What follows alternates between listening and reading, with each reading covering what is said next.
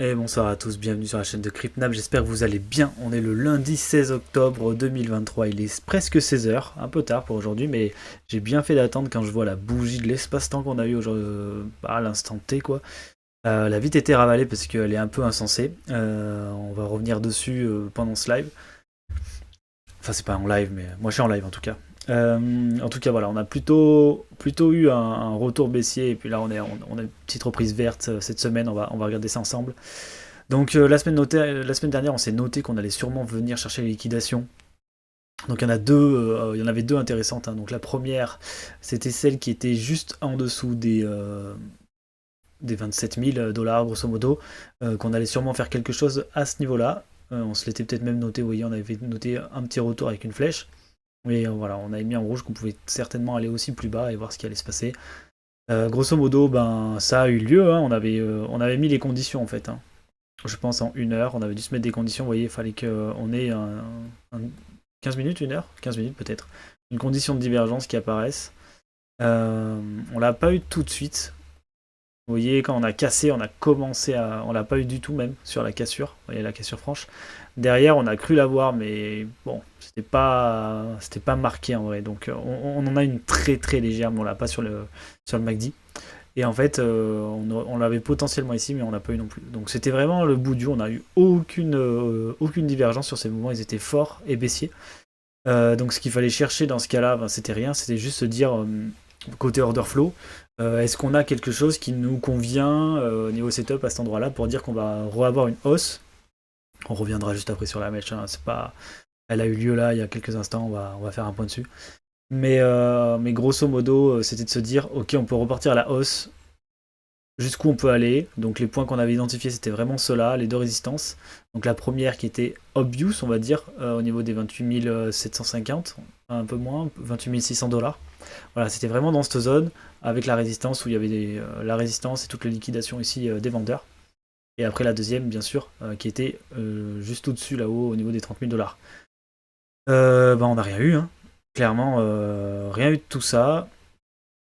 Hein. Vous voyez ce que je veux dire? Donc c'est de l'humour, bien sûr. On a eu une énorme bougie. Pourquoi? Comment? On regardera ça après. En tout cas, on va essayer d'observer. Est-ce qu'on pouvait avoir quelque chose au niveau de l'order flow ici? La réponse était oui, bien sûr, hein. On l'avait constaté ensemble. C'était qu'on avait une rehausse du ratio long avec un open interest qui bougeait pas trop. Le funding, par contre, est cassé sur BTC. Bon, c'est pas grave. Donc ce qui nous laissait à penser qu'on était quand même plus proche d'un bottom que d'un top, c'est-à-dire que d'une continuation baissière plutôt.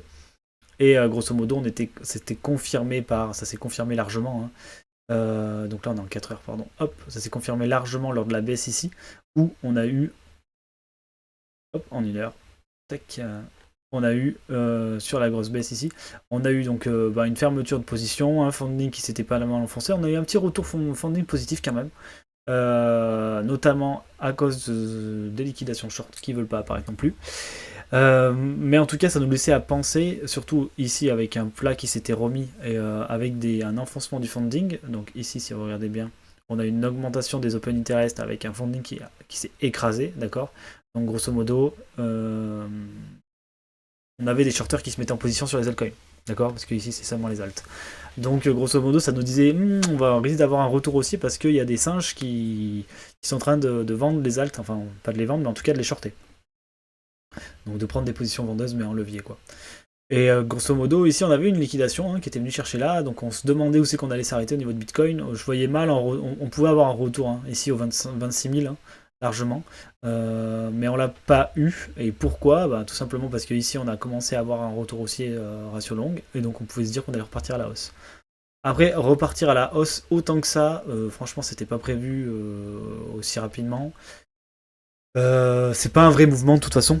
On le voit parce qu'il est ravalé intégralement, donc c'est vraiment de la pure liquidation, quoi. Si on va aller checker vite fait le mob charts, mais clairement on a eu une liquidation insane. Voilà, regardez-moi ça, quoi. On est allé taper la plus grosse liquidation possible, qui est là depuis un moment, hein, d'ailleurs celle-là, je crois qu'elle nous suit. Mais vraiment, c'est un truc de fou qui s'est passé là. Ouais, on est vraiment allé chercher haut, quoi. Je vais essayer de passer en 4 heures pour avoir un peu plus de recul sur la situation. Voilà. Mais grosso modo, c'est de se dire, regardez ce qui s'est passé, quoi. On est allé chercher des mecs qui étaient en position à... Donc là, on est en levier, hein. Donc à 300 bitcoins à peu près. Il y a 300 bitcoins ici, là.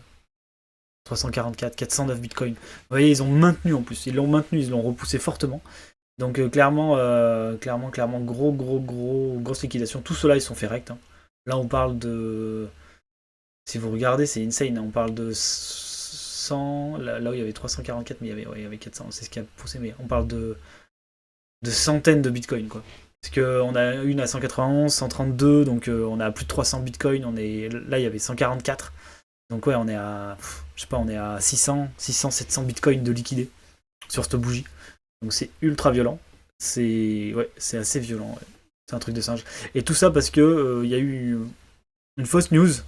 Hein. Il y a une fausse news sur Twitter, je l'ai vu passer. Je sais pas si je vais réussir à la choper là. Mais il y a eu une fausse news comme quoi il y avait il y avait X ou Y. Je crois que c'est Carly. Il y avait X ou Y. Oh ouais, là, ils parlent tous de liquidation. C'est Asher qui a partagé, enfin j'ai vu qu'il avait fait un post. Mais en gros, grosso modo, c'était pour dire rumeur, voilà, rumeur, comme quoi un ETF spot de Bitcoin iShare avait été validé par la SEC. Et or, cette information est fausse. Enfin, on sait pas si c'est vrai ou faux en fait, parce que c'est peut-être vrai, mais en tout cas, il n'y a aucune communication qui a été faite dans ce sens. Donc c'est de la pure spéculation et voilà, gros achat. Ce qu'il faut retenir d'un mouvement comme ça, hyper intéressant, c'est que il y a peu de liquidité sur les marchés. Donc ça veut dire que le moindre achat vénère ou la moindre vente vénère aura une implication sur Bitcoin qui va être, et sur les alts, hein, qui va être violent. Voilà, là c'est la preuve, quoi. Donc ça, c'est un gros truc à retenir. Ce qui est fou, c'est que le GBTC, lui, eux, ils y croient, hein. Parce que là, les professionnels sur le grayscale de Bitcoin Trust, ils sont dessus, hein. On va regarder un peu en daily. Ouais, j'ai baillé. Ouais, ok, ils ont ouvert en fait en liquidant tout le monde. Donc potentiellement, ça va faire un sale retour quand même. Assez étrange en tout cas cette rumeur qui sort un peu de nulle part et qui a permis à des gros de se gaver à la vente, quoi. Donc ils ont pu soit ça a permis de vendre en fait, c'est-à-dire qu'il y avait des gens qui étaient bloqués à l'achat et ils ont pu vendre comme des gros singes. J'aime bien le mot singe aujourd'hui. Et en fait ils se protègent parce que derrière en fait on va dump sévère et ils sont, voilà, c'est des infos. Soit il y a vraiment un mec qui a cru et sur Binance il a fait buy market sur le spot. Et comme le spot n'est pas liquide, et ben le temps de retrouver un vendeur, on a tout explosé, quoi. Ça c'est possible aussi. Faudra regarder les datas un petit peu plus tard, de savoir en fait exactement d'où vient le volume, si c'est un volume acheteur pur spot ou si c'est vraiment, enfin, ou si c'est pure liquidation. Si c'est pure liquidation, en vrai, c'est tellement manipulé par les exchanges, ça se voit comme gros comme le nez au milieu de la figure, quoi. Vraiment, clairement. Parce que là, ils se sont fait un maximum d'oseille sur ce coup. Mais c'est pas sûr, c'est pas sûr à 100%. Donc il faut attendre la news déjà, voir ce qui se passe, qu'est-ce qu'il y a eu, et regarder si c'est du l'achat spot. Sinon, alors, par contre, moi je prévoyais un pump du coup pour la suite. Mais ce qui est intéressant, c'est que le funding reste vachement bas. Donc si le funding reste comme ça au niveau des alts et qu'on continue à remonter là, niveau Bitcoin, d'accord, parce qu'il faut quand même qu'on continue à remonter. Pareil, c'est qu'on revient en situation de bottom, entre guillemets, de mon point de vue analyste. Et du coup, ça veut dire qu'on va osciller par là pour aller chercher des targets. Donc pour moi, les targets évidentes, elles étaient au niveau des 28 500, d'accord. Le truc, c'est que bon, bah, on a un petit peu bougé là, on a un peu bougé l'histoire avec leur grosse liquidation. Donc est-ce qu'on ira plus haut? C'est possible, mais bon, j'y crois moyen. Déjà, on va essayer d'aller aux prochaines résistances. Donc c'est pour ça, réintégrer en fait cette résistance ici, des 28 000 pour s'en resservir comme support, ça serait très intéressant pour ensuite repartir. Donc avoir quelque chose comme ça, ça serait vraiment pas mal. D'accord. Donc ça c'est l'objectif pour la semaine. Donc on verra. Je sais qu'il y a Powell qui parle cette semaine, donc on verra. Mais il n'y a pas de gros chiffres attendus, il me semble. Donc voilà, c'est ce à quoi je m'attendais avant qu'il y ait cette grosse mèche. Donc on verra l'impact de la grosse mèche parce que franchement, elle a liquidé tout le monde. Donc je regarderai aussi sur Mobchart et j'essaierai de vous tenir informé sur le Twitter parce que là pour l'instant vous voyez qu'il n'y a plus rien. Mais après il n'y a plus rien en dessous. Hein. Faut vraiment aller en dessous des creux après. Et bon bah là ça fera mal parce que le dessous des creux c'est vraiment on ira peut-être aux 25 000 dollars dans ce cas-là. Mais, euh, mais j'y crois moyen au vu de la situation sur les altcoins parce que ça veut dire que en fait les alts vont continuer à. Tous ceux qui sont en position sur les alts vont gagner. Et ça j'y crois pas du tout. Voilà, je vous laisse là-dessus. Je vous souhaite de passer une agréable semaine. On se retrouve la semaine prochaine, comme d'habitude, ou ce soir en live à 20h30 chez CryptoCademia sur le Kik. N'hésitez pas à venir. Et voilà, bonne semaine à tous. Ciao, bye.